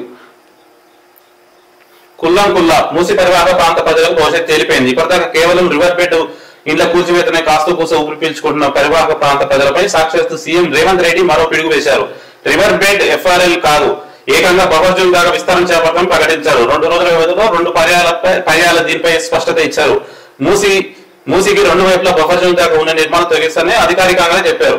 అయితే ఈడ నమస్తే తెలంగాణ యొక్క మంచి ఆట ఏంటనంటే, మూసీ ప్రజలపై మరో పిడుగు. ఈ హెడ్డింగ్ ఏంది అంటే ఇప్పుడు ఈ నమస్తే తెలంగాణ పేపర్ నడిపిస్తున్నటువంటి అల్లం నారాయణ అన్నకు నేను అడిగే క్వశ్చన్ ఏంటంటే, ఈ హెడ్డింగ్ పెట్టినావు కదా, ఈ హెడ్డింగ్ మూసీ ప్రజలపై మరో పిడుగు అంటే బఫర్ జోన్ లో ఉన్నటువంటి ఇల్లు కూర్చోదేనా? ఇక్కడ స్పష్టంగా ఏముందంటే, మూసీ నదిలో పర్యాటక ప్రాంత ప్రజలు మూసీ నదిలోనే ఉండాలి, మునిపోవాలి. అంబర్పేట పోవద్దు, వాళ్ళు ఏ రేస్ కోర్టు పోయి స్వచ్ఛమైన జీవించద్దు. అదంటే ఈ హెడ్డింగ్ పెట్టడంలోనే వీళ్ళ యొక్క ఆలోచన విధానం ఏందనేది చాలా స్పష్టంగా అర్థమవుతుంది. ఇది ఈ రోజు అన్ని ప్రధాన పత్రికల్లో వచ్చినటువంటి మెయిన్ పేపర్లో హెడ్డింగ్లు, లేకపోతే దాంట్లో సంబంధించినటువంటి వార్తలు. ఇప్పుడు మనం జిల్లాల వారీగా జిల్లాలో వచ్చినటువంటి వార్తలు ఏమేమి ఉన్నాయో ముఖ్యమైనటువంటి వార్తలు చూసే ప్రయత్నం చేద్దాం. ముందుగా ఆంధ్రప్రదేశ్ సంబంధించిన మహబూబ్ నగర్ జిల్లా ఎడిషన్ చూసినట్లయితే ఇలా ప్రధానంగా ఆంధ్రజ్యోతి డిస్ట్రిక్ట్ ఎడిషన్ లో లభించని చెంచు యువకుడి ఆచూకీ, అడిలో తప్పై వారం రోజులు విలపిస్తున్న కుటుంబ సభ్యులను ప్రధానంగా వార్త ఉన్నది. మరొక వార్త 13 ఎకరాల్లో ఐలాండ్ ఏర్పాటు, పెద్దగుట్టను పరిశీలించిన రాష్ట్ర పర్యాటక అధికారులు. మరొక వార్త అనుమతులు ఇచ్చిన అధికారులపై చర్యలు తీసుకోండి ఎమ్మెల్యే జడ్చల్ ఎమ్మెల్యే అరుణ్ రెడ్డి. ఇది ప్రధానంగా ఉన్నది ఆంధ్రజ్యోతిలో జిల్లాకు సంబంధించిన వార్తలు. ఈ లభించని చెంచు యువకుడి ఆచూకీ ఏదైతే ఉన్నదో ఒకసారి దాన్ని క్లియర్ గా చదివే ప్రయత్నం చేయి. నాగర్ కర్నూలు జిల్లా లింగాల మండలంలోని ఎర్రపెంటకు చెందిన నిమ్మల శంకర్ అదృశ్యమైన ఘటన మిస్టరీ గా మారింది. ఈ నెల 28న ఉడతల కృష్ణయ్య వెంట ఆటవీ ఉత్పత్తుల సేకరణకు వెళ్లాడు. ఉడతల కృష్ణయ్య తిరిగి 20వ తేదీ సాయంత్రం పెంటకు చేరుకోవడంతో విషయం వెలుగు చూసింది. వారం రోజులు కావస్తున్నప్పటికీ ఆచూకీ తెలియకపోవడంతో భార్య నిమ్మల లక్ష్మమ్మ, తల్లి నిమ్మల వీరమ్మ తీవ్ర ఆందోళన చెందుతున్నారు. 2 రోజుల క్రితం పోలీసులు, ఆడశాఖ వారు చెంచులతో కలిసి అడవి ప్రాంతంలో గాలింపు చర్యలు లభ్యం కాలేదు. ఆదాయం కోసం శాఖల అధికారులు ఎదురు చూస్తున్నారు. చెంచులు ప్రశ్నిస్తారు. కాగా నిమ్మల శంకర్ వెంట వెళ్లిన కృష్ణయ్యను పోలీసులు, ఆడశాఖ అధికారులు ప్రశ్నించారు. ప్రస్తుతం అతన్ని ఎక్కడికి వెళ్లకుండా ఆదేశించి పెంటలోనే గృహ నిర్బంధంలో ఉంచారు. ఆదాయ ప్రాంతానికి వెళ్లిన మాట వాస్తవేనని వాగు పక్కన ఇద్దరు కలిసి నిర్దిష్టంగా తెలియసరికి శంకర్ కనిపించలేదని సమాధానం ఇచ్చాడు. నిజంగా ఇప్పటికీ అడవి ఉత్పత్తుల మీద ఆధారపడి బతుకుతున్నటువంటి వాళ్ళకు అడవిలోకి వెళ్తే దినదిన గండంగానే ఉంటది. నిజం వారం రోజుల నుంచి నేను కూడా చూస్తా ఉన్నా, అంటే సోషల్ మీడియాలో కూడా చాలా బాగా వస్తూ ఉన్నది. శంకర్ కి సంబంధించినటువంటి వార్త. పోలీసులు గాని, అటవీ శాఖ గాని, అదే విధంగా అడవి మీద కొంచెం గ్రిప్ ఉన్నటువంటి వాళ్ళందరూ కూడా కొంచెం ఏంటంటే తిరిగి వస్తారా లేదా అనేటువంటి డైలమాల కుటుంబం నిజంగా నరకాలు చూస్తుండొచ్చు ఈ టైంలో. ఇప్పుడు ఎవరైతే ఉన్నారో ముడతల కృష్ణయ్య ఉన్నారు కదా, అతన్ని ముడతల కృష్ణయ్య అయితే ఆయన నిజం చెప్తున్నాడా అనుభూతం చెప్తున్నాడో తెలియదు. ఒకటి ఏంటంటే ఇద్దరం అనుకున్నాం, పొద్దుగాల లేచే వరకు లేచి వెళ్ళిపోయాడంటే అడవిలో వెళ్ళిపోతాడు. ఎక్కడ పోయినా అడవే కదా, ఎక్కడ పోతాడు? పోనీ ఏదన్నా పట్టుకొని పోయినా గానీ నార్మల్ గా అరుస్తారు కదా, సౌండ్ కి లేస్తారు కదా. మరి అది ఏదో మిస్టరీ ఉన్నట్టే ఉంది. ఖచ్చితంగా అది పోలీసులు గానీ అటవీ దొరకాలని ఆశించాల్సిందే. ఇంకా జడ్చలకు సంబంధించిన వార్త. అనుమతులు ఇచ్చిన అధికారులపై చర్యలు తీసుకోండి. మహబూబ్నగర్ జిల్లా బాలనగర్ మండలంలోని సర్వే నెంబర్ 118C ఓ ప్రైవేట్ డెవలపర్ సంస్థ ఆక్రమణ నిజమేనని 1.67 లక్షల టన్నుల మట్టిని అక్రమంగా తెచ్చి చెరువును పూడ్చి దిశను కూడా మార్చేశారని జడ్చల్ ఎమ్మెల్యే అరుణ్ రెడ్డి ఆరోపించారు. శనివారం అధికారుల కమిటీ నివేదిక వెల్లడి తెలిసిందని, అక్రమంగా అనుమతులు ఇచ్చిన అధికారులపై చర్యలు తీసుకోవాలని, ఎస్ఓసి రద్దు చేయాలని ఫిర్యాదు చేసినట్లు పేర్కొన్నారు. ఈ వారంలో తప్పు చేసిన అధికారులను అందరిపై కూడా చర్యలు తీసుకోవాలని డిమాండ్ చేశారు. నేను నిజంగా ఏదైతే ఆక్రమణకు గురైందో చెరువు, దానికి అనుమతులు ఇచ్చిన అధికారులకు చర్యలు తీసుకొని సాక్షాత్తు ఎమ్మెల్యేనే. అంటే మొన్న లాస్ట్ టైం కూడా ఏదో విషయంలో అరుణ్ రెడ్డి గారు డైరెక్ట్ పోయి చూసి పట్టుకొని ఎంఆర్ఓ ఆఫీస్ లో నిజంగా అరుణ్ రెడ్డి గారు చేసినటువంటి పని ఏదైతుందో నిజంగా హర్షించేది. అంటే పాలక వర్గంలో ఉన్నటువంటి ఒక ఎమ్మెల్యే చేయాల్సిన విధులు ఏదైతే ఉన్నదో చాలా మంచిగా చూడడానికి కానీ ప్రజలకు కానీ ఉపయోగపడేలా ఉంటది. ఇప్పుడు ఎమ్మెల్యేలు అంటే మేము క్యాంప్ ఆఫీస్ లో కూర్చుంటాం, లేకపోతే హైదరాబాద్ ఉంటాం, 2-3 పనులు చేస్తాం అన్నట్టు కాకుండా ప్రజల మధ్య ఉంటూ నిజంగా ప్రజల సమస్యలు. ఇప్పుడు ఈ విషయం ఏదైతే ఉన్నదో ఇది రాజకీయ కోణంలో చేస్తుంటే ఏ కోణంలో చేస్తున్నాయి కానీ విషయం అయితే బయటికి తీసి దాన్ని చేయాలనుకుంటున్నాడు. కానీ లేకపోతే వాళ్ళ దగ్గర ప్రైవేట్ వాళ్ళని డబ్బులు తీసుకొని ఇంకో దాంట్లో దాన్ని మ్యాప్ చేయాలనుకునే రకంగా చేయట్లేదు. అదే విధంగా మన ఉమ్మడి మహబూబ్నగర్ జిల్లా వ్యాప్తంగా ప్రతి చోట కబ్జాలు జరుగుతున్నాయి. గత ప్రభుత్వంలో జరిగినాయి. అంటే గత ప్రభుత్వంలో కాదు, రాజకీయ నాయకులు ఎవరైతే ఉన్నారో అనుసంధానంగా అంటే నేను చేస్తాను అది తీసుకో అనే రకంగా చాలా కబ్జాలు జరిగినాయి, వాస్తవమే. దాన్ని ఇప్పటికైనా ఈ రకమైనటువంటి మన జడ్చర్ల ఎమ్మెల్యే అరుణ్ రెడ్డి గారి ఆదర్శంగా తీసుకొని ఈ రకమైనటువంటి చర్యలు తీసుకోవాలి. అట్లాగే మన అచ్చంపేట ఎమ్మెల్యే కూడా ఒక మాట మాట్లాడిండు, ఇది మల్లంకుంట మల్లంగుట్ట చెరువులో కూడా కబ్జాలు జరిగినాయి. మేము హైడ్రా తరహాలో ఇక్కడ కూడా ఏర్పాట్లు చేస్తామని మాట్లాడడం జరిగింది. నిజంగా చేస్తే అచ్చంపేటనే కాదు, లేకపోతే నార్కర్నూలు, కల్వకుర్తి, కొల్లాపూర్ ఇట్లా ఉమ్మడి మహబూబ్నగర్ జిల్లాలో 14 నియోజకవర్గాలు ఉన్నాయి. ప్రతి నియోజకవర్గంలో కూడా ఈ రకమైనటువంటి చర్యలు తీసుకుంటే ఎమ్మెల్యేలు ఈ కబ్జాలు గురైనటువంటి భూములు ఆస్తులు ఏవైతే ఉన్నాయో అవన్నీ కూడా రిటర్న్ వచ్చే అవకాశం ఉంటుంది. ఇంకా ఇక్కడ దారుణంగా ఏంటంటే ప్రభుత్వ శ్మశానాన్ని ధ్వంసం చేశారు. శవాల మీద పేరాలు ఏర్కునే రకం అంటే ఏం అనుకున్నాం, ఇదే శవాల మీద పేరాలు ఏర్కునే రకం అంటే ఇది ఆంధ్రజ్యోతిలో వచ్చినటువంటి ప్రముఖమైనటువంటి జిల్లా ఎడిషన్ లో వచ్చినటువంటి వార్త. ఇప్పుడు నార్కర్నూలు సాక్షి పేపర్ సంబంధించినటువంటి చూసినట్లయితే దాంట్లో స్టీమ్ ఇంజన్ బస్సు రై చదువు ఇది నిజంగా చాలా మందికి మహబూబ్నగర్ జిల్లా అంటే వెనుకబడిన జిల్లా, కరువు జిల్లాగానే తెలుసు. కానీ 1889లోనే గద్వాల సంస్థానంలో ప్యాసింజర్ బస్సు సౌకర్యం, బొగ్గుతో నడిచే ఒకే ఒక బస్సు సర్వీసు, గద్వాల, రాయచూరు, కొల్లాపూర్ సంస్థానాల మధ్య రాకపోకలు కాలక్రమేణా కాలగర్భంలోకి బొగ్గుతో నడిచే స్టీమ్ ఇంజన్ బస్సు పిక్చర్ కూడా వేసిండ్రు. నిజంగా మా జిల్లా మన జిల్లా చెప్పుకోవచ్చు. అంటే ఉమ్మడి మహబూబ్ నగర్, పాలమూరు జిల్లాలో బొగ్గుతో నడిచేటి బస్సు ఇంజన్ అంటే డీజిల్ వచ్చినా కూడా కాదు, సుమారుగా ఇప్పటికి 200 సంవత్సరాల క్రితమే, 200 సంవత్సరం అంటే 89 అంటే 150 సంవత్సరాల క్రితమే జిల్లాలో బొగ్గుతో నడిచేటువంటి బస్సులు నడిపారంటే నిజంగా ఈ సంస్థానాలే అంటే అన్ని సంస్థానాలకే నడిచిందిలే. గద్వాల, రాయచూరు, కొల్లాపూర్ సంస్థానాల మధ్య రాకపోకలు అంటే రాజులు. ఇది కొల్లాపూర్ రాజు మాత్రం చాలా అప్పటికి అప్డేటెడ్ మనిషి. ఆయన స్టోరీలో ఏరోప్లేన్ కొత్తగా వచ్చిన 19s లోనే ఆయన ఎట్లా చనిపోయినాడంటే ఏరోప్లేన్ కొని దాన్ని నేర్చుకుంటూ చనిపోయాడు. ఇది 2000 సంవత్సరంలో 1950 తర్వాత కాదు, 1910-20 మధ్యలో. అంటే అప్పుడప్పుడే కొత్తగా వచ్చిన దాంట్లో ఆయన అంత అప్డేటెడ్ మనిషి. ఆయన వాళ్ళు చేశారంటే నమ్మొచ్చు. అందుకే చెప్తున్నా మహబూబ్నగర్ జిల్లా చాలా అప్డేటెడ్, చాలా ముందుగానే తెలివైంది. కాకపోతే కొన్ని కారణాల వల్ల ఈ రోజు వెనుకబడిన జిల్లాగా పేరు పొందింది. ఇంకోటి ప్రధానంగా సాక్షి పేపర్లో చూసుకుంటే జిల్లా ఎడిషన్ లో కందనూరు పురపాలికలో నిధులు గోల్మాల్, వేతనాల పేరుతో ఇతర ఖాతాల్లోకి మళ్లింపు, కోటి పైగా సహా 2 ఉద్యోగులపై ఆరోపణలు నిల్వ, అందులో ఒకరు రెగ్యులర్, మరొకరు అవుట్ సోర్సింగ్ సిబ్బంది, గుట్టుగా కొనసాగిన విచారణ. ఇది పూర్తిగా దీన్ని చదివే ప్రయత్నం చేద్దాం. జిల్లా కేంద్రమైన నాగర్ కర్నూలు మున్సిపాలిటీగా ఏర్పడినప్పటి నుంచి అవినీతి పంపరంగా కొనసాగి ఉంది. ఇప్పటికే కొన్ని కౌన్సిలర్లు ఇష్టానుసారంగా బిల్లుల పేరుతో ప్రజాదానం సహా చేస్తున్నారు. తాజాగా మున్సిపల్ ఉద్యోగులు కార్మికుల వేతనాలకు సంబంధించిన పెద్ద ఎత్తున నిధులు పక్కదారి పట్టిస్తున్నట్టు తెలుస్తుంది. అందులో 2 ఉద్యోగులు హస్తం ఉన్నట్లు గుసగుసలు వినిపిస్తున్నాయి. మున్సిపల్ అధికారులు మాత్రం ఈ విషయం బయటికి పోకుండా జాగ్రత్త పడుతున్నారు. కొనసాగుతున్న విచారణ, మున్సిపాలిటీలో నిధులు పక్కదారి పట్టించిన విషయంపై గుట్టుగా విచారణ కొనసాగుతుంది. సమాచారాన్ని బయటకు పొక్కలేకుండా అయితే పక్కదారి పట్టిన నిధులకు సంబంధించి ఏ ఖాతాకు మళ్లించారని నిధులు జమ చేశారు. ఎన్నో ఏళ్లుగా తంతు కొనసాగిన విషయంపై అధికారులు సమాంతర విచారణ చేస్తున్నట్టు తెలుస్తుంది. రూపాయలు 1 కోటి పైగా ప్రచారం, మున్సిపల్ నిధులు పక్కదారి పట్టడంపై చర్చనీయంగా మారింది. 2020 నుంచి ఈ తంతు కొనసాగుతుందని సందర్భంగా మనకు సాక్షి పేపర్లో ఉంది.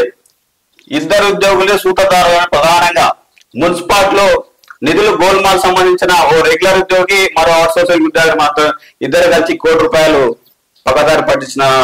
ప్రధానంగా అంటే కాంట్రాక్ట్ ఉద్యోగుల జీతాలు కూడా. అంటే ఇక్కడ ఒక విషయం ఏంటంటే ఒక 2 ఉద్యోగులు, అందులో కూడా ఒక్కరు మాత్రమే రెగ్యులరు, ఇంకొకరు అవుట్ సోర్సింగ్, వీళ్ళిద్దరు కలిసి 1 కోటి రూపాయల అవినీతి ఒక్క మున్సిపాలిటీలో చేస్తే అంటే ఎన్ని మున్సిపాలిటీలా ఎన్ని రకాలు జరుగుతున్నాయి. అయితే ఇక్కడ ఇంకొక విషయం ఏంటంటే 2020 నుంచి తంతు జరుగుతుంటే అప్పటి నుంచి దీన్ని అసలు అధికారులకు అందరూ తెలిసే ఉంటది అది. నేను అదే అంటున్నా, 2 ఉద్యోగస్తులే సూత్రధారులు అంటే ఒక రెగ్యులర్ కూడా అంటే 2 కోటి రూపాయలు వెనకేసారంటే మిగిలిన దీనిపైన ఉన్నతాధికారులు ఏం సమీక్షలు చేస్తున్నట్టు. 4 సంవత్సరం నడుస్తుంది 2024. ఇంకా 2 నెలలు 3 నెలలు అయితే 2024 కూడా అయిపోతుంది. అంటే ఖచ్చితంగా అధికారుల నిర్లక్ష్య వైఫల్యం ఇంత ఉందనేది చాలా స్పష్టంగా అనిపిస్తుంది. నేను నా పర్సనల్ ఒపీనియన్ చెప్తున్నా, ఎవరైతే ఈ ఇద్దరు ఉద్యోగులు ఉన్నారో వాళ్ళ దగ్గర నుంచి ₹1,00,00,000 రికవర్ చేయడం అనేది ఇది కామన్ థింగ్, ఎవరైనా చేయాల్సిందే. కానీ ఇటువంటి పనులు చేస్తే ఫ్యూచర్ లో ఏం చేస్తాం అనేది కూడా ఖచ్చితంగా తెలియాలి. అంటే వాళ్ళు సస్పెండ్ చేయడమా లేకపోతే అవి చేసిన జైలు పంపించడమా, ఏదో ఒకటి కఠినమైన నిర్ణయాలు తీసుకుంటే తప్ప ఇటువంటివి తగ్గవు. దీనికి పరిష్కారం ఉద్యోగుల నుంచి తొలగిస్తారు. తొలగించడం అనే కూడా అంటలేను, ఎందుకంటే వాళ్ళు ఇప్పుడు ఇన్ని రోజులు వాళ్ళు ఏం చేస్తారు చెప్పన్నా, ఇప్పుడు నీకు డబ్బులు వచ్చినాయి అనుకో, ఏం చేస్తావు, తీసుకుపోయి ఒక ల్యాండ్ కొంటాం. ల్యాండ్ కొన్నప్పుడు ఏమైతుంది, దాన్ని ఇప్పుడు ఆ రోజు 2020లో ₹1,00,000 వచ్చిన ల్యాండ్ ఇప్పుడు 10 లక్షలు అయింది అనుకో, వాడు ఇప్పుడు రిటర్న్ ఎంత కట్టిస్తావు, ₹1,00,000 కట్టిస్తావు కదా అంతే. మనకి ఇంకా 9 లక్షలు బెనిఫిటే కదా. అంటే ప్రజల సొమ్ముతోని వాళ్ళు మంచిగా ఎంజాయ్ చేస్తా ఉంటే ప్రజలు మాత్రం అన్యాయం అయిపోతున్నారు. ఖచ్చితంగా వాళ్ళకి కఠినమైన శిక్షలు ఉండాలి, వాళ్ళ ఉద్యోగం నుంచి తీసేయాలని కూడా ఈ సందర్భంగా మనం మరొక వాదిగా సాక్షి డిస్ట్రిక్ట్ ఎడిషన్ లో పండిన కొండారెడ్డిపల్లికి సీఎం రేవంత్ రెడ్డి ఒంగూరు మండలం దసరా ఉత్సవాలను పురస్కరించుకొని ఈ నెల 12న రాష్ట్ర ముఖ్యమంత్రి యనుమల రేవంత్ రెడ్డి ఆయన సోదరమైన ఒంగూరు మండలంలోని కొండారెడ్డిపల్లికి రానున్నారు. సీఎం రేవంత్ రెడ్డి పర్యటన నేపథ్యంలో శనివారం అదనపు కలెక్టర్ దేవసహాయం, సీఎం సెక్యూరిటీ అధికారులు చక్రవర్తితో పాటు వివిధ శాఖాధికారులు కొండారెడ్డిపల్లిలో పర్యటించారు. నూతన గ్రామ పంచాయతీ కార్యాలయ సమీపంలోని ఎల్పిఆర్ ప్రారంభించారు, ఏర్పాటు చేశారు. అంటే ఇక రేవంత్ రెడ్డి గారు ఈ సొంత ఊరికి వస్తున్నారు. నిజంగా మహబూబ్నగర్ జిల్లాకు సంబంధించినటువంటి మహబూబ్నగర్ ఉమ్మడి మహబూబ్నగర్ నాగర్ కర్నూలు జిల్లా ఒంగూరు మండలానికి సీఎం రేవంత్ రెడ్డి రావడం అనేది చాలా కొన్ని సందర్భాల్లో మంచిది. ఎందుకనంటే గతంలో ఉన్న సీఎం మనకు రాజశేఖర్ రెడ్డి వాళ్ళ ప్రాంతం చూసుకుంటే చాలా డెవలప్ అయింది. పులివెందుల ఎక్స్ట్రీమ్ అయిపోయింది. అట్లాగే ఇప్పుడు మన కేసీఆర్ గారి సిద్దిపేట అట్లాగే ఈ వెనుకబడినటువంటి ప్రాంతం నల్లమల్ల ప్రాంతానికి సంబంధించిన వ్యక్తి ఈ రోజు తెలంగాణ రాష్ట్ర ముఖ్యమంత్రిగా ఉన్నప్పుడు సహజంగానే మహబూబ్నగర్ జిల్లానే వెనుకబడే జిల్లా. దాంట్లో నాగర్ కర్నూలు లక్ష్మీపేట అంటే కూడా ఇక ఫారెస్ట్ దగ్గర ఉంది. ఇప్పటికి నిజంగా ఇక్కడ సరైనటువంటి ఇప్పటికి విద్యా వ్యవస్థ లేదు. పాలిటెక్నిక్ కళాశాలలు కానీ లేకపోతే నర్సింగ్ కాలేజెస్ కానీ డిగ్రీ కాలేజెస్ కానీ ఇవేవి లేవు. ఇప్పుడు గ్రామాలలో అంటే మండలాల వైజ్ గా ఇప్పుడు లింగాల మండలం కానీ అటుపోతే అమరాబాద్ మండలం పదర మండలాలకు సరైనటువంటి వైద్య సదుపాయాలు కూడా లేవు. లాస్ట్ టైం 2 అమ్మాయిలు కూడా ప్రెగ్నెన్సీ వల్ల చనిపోయినటువంటి పరిస్థితి. రేవంత్ రెడ్డి గారు ఈ ప్రాంతానికి మళ్ళీ విజిట్ చేస్తున్నారు కాబట్టి ఇప్పటికైనా ఈ ప్రాంతాలకు సంబంధించినటువంటి పరిస్థితులు మారుతాయని, ఎందుకంటే సీఎం వస్తున్నారంటే ఖచ్చితంగా మిగిలిన ఏర్పాట్లు అన్ని చేస్తారు. దాంట్లో భాగంగానే ఇవి కూడా బాగుపడతాయి. ప్రాంత ప్రజలు చాలా ఆక్షేపిస్తా ఉన్నారు, బాగుపడాలని నేను కూడా మనస్ఫూర్తిగా కోరుకుంటున్నాను. మరొక జిల్లా పేపర్ తీసుకుంటే ఈనాడు జిల్లా పేపర్ ని ఈనాడు నాయకులను తీసుకున్నట్టయితే దీంట్లో మంచిగా వేస్తాడబ్బా. ఈనాడు విషయానికి వస్తే కుంటలు నిండగా పంటల పండుగ అనేది ప్రధానంగా జిల్లా ఎడిషన్ లో కోడేరు మండల కేంద్రం రెడ్డికుంట, సాయికుంట, కొప్పు రాజకుంట, ఊరకుంట, బాపనికుంటలో దశాబ్ద క్రితం నీరు లేక కుంటలన్నీ కంపచెట్టుతో కరువు కొట్టుకొచ్చినట్లు కనిపించేది. ఇటీవల కురిసిన భారీ వర్షాలకు మహాత్మా గాంధీ కలవపూర్తి ఎత్తిపోతల పథకం ద్వారా సాగునీరు వస్తుండటంతో కుంటలు జలకళ సంతరించాయి. కుంటల పరిధిలో భూములు సాగులోకి వచ్చి ఊరు చుట్టూ పచ్చని పైలతో కనిపించేస్తున్నది. ప్రధానంగా మనం ఇక్కడ చూసుకున్నట్టయితే మనకి ఇక్కడ కనిపిస్తుంది. మంచి వ్యూ అబ్బా. ఒకప్పుడు పల్లెలు ఇలా ఉండేవి, అదే చూసుకునేది. ఇప్పుడు నిన్న మొన్న వర్షాలు మాత్రం మంచిగా పడ్డాయి కాబట్టి అన్ని కుంటల నుండి ఈ పరిస్థితి కనిపిస్తుంది. అన్ని గ్రామాలు కూడా ఇట్లా కావాలి. అయితే మరొక రెండు ఇక్కడ చూస్తే ఈనాడు పేపర్ లో ఇలా నచ్చింది ఏంటంటే ఇక్కడనేమో మంచిగా పచ్చని పంట పొలాలు వేసారు. పొలాలకు సంబంధించిన వార్త ఇది చూడు, పొలాల్లో కాసుల పంట, పైనేమో పంట పొలాలు, కిందనేమో కాసుల పంట, పండ్ల తోటలో సాగు లక్ష్యం నెరవేరేలా. అంటే అన్ని కూడా భూమికి సంబంధించినటువంటి వార్తలే. ఇది ఏందో చూడు, పొలాల్లో కాసుల పంట, నిబంధనల విరుద్ధంగా స్థిరాస్తి వ్యాపారం. ఇక్కడ గోపాల్పేట మండలంలోని వ్యవసాయ భూమికి ప్లాంట్ గా మార్చిన వైభవం. ఇక్కడ చూసుకున్నట్టయితే వనపర్తి జిల్లా గోపాల్పేట మండలంలోని గ్రామంలో ఒక గుంట స్థలాన్ని కూడా రిజిస్ట్రేషన్ చేశారు. ఇక్కడ స్థిరాస్తి వ్యాపారానికి ఒక వ్యక్తి వ్యవసాయ భూమి కొనుగోలు చేశారు. భూములను వ్యాపారవేత్తగా భూములకు మార్చే చట్టం మార్చుకునే దాన్నే కడీలు పాతి ప్లాట్ గా వేశారు. ఇది నిబంధనల విరుద్ధంగా అయినా గుంటల చొప్పున వెంచర్ వేసి నిర్వాహకుల రెవెన్యూ కార్యాలయంలో రిజిస్టర్ చేశారు. ఇలా పలువురికి ప్లాట్లు నిబంధనల విరుద్ధంగా విక్రయించి భారీగా సొమ్ము చేసుకుంటున్నారు. ఈ మండలంలోని వ్యవసాయ భూములకు ప్లాట్ గా మార్చి గుంటలలో రిజిస్ట్రేషన్ చేసిన ఘటనలు పదుల సంఖ్యలో ఉన్నాయి. ప్రధానంగా మనకి ఇక్కడ ఎప్పటి నుంచి అనే మాట కూడా ఉంది. కొత్త జిల్లా ఏర్పాటు తర్వాతనే ఇది గుంటలలో వ్యాపారం లక్షలలో కోట్లలో జరుగుతుంది. అయితే ఇక్కడ మనకు ఇచ్చింది ఒక వనపర్తికి సంబంధించిన వార్త అయినప్పటికీ నిజానికి ఇటు నాగర్కర్నూలు చూస్తే అటు వనపర్తి వైపు అయినా ఇటు కొల్లాపూరు ఇటు జడ్చర్ల కల్వకుర్తి ఇవన్నీ కూడా ఎట్లా అంటే వెంచర్లు ఏవి పుట్టగొడుగులు వస్తున్నట్టు మాదిరిగా అన్ని పంట పొలాలు మొత్తం రోడ్ల పక్కన ఉన్న పంట పొలాలు అన్ని కూడా వెంచర్లే. ఒక్కదానికి రిజిస్ట్రేషన్ కరెక్ట్ గా ఉందా లేదనంటే నాకు మొన్న ఒకటి తెలిసింది. ఏదో కల్వకుర్తి నుంచి జడ్చర్ల మధ్యలో ఒక లిటిగేషన్ ల్యాండ్, అది దళితులకి పంట చేసుకోమని ఇచ్చినటువంటి గవర్నమెంట్ ఇచ్చిన ల్యాండ్ ని దాన్ని ప్లాట్లు చేసేసారు. వాళ్ళు పాపం తిరుగుతుడు చెప్పులు అడిగే రకంగా. అంటే ఏ రకంగా తయారయ్యారంటే ఈ గుంటలు భూమి చేస్తే దీనికి అందరి ఒక సపోర్ట్ ఉంటుంది.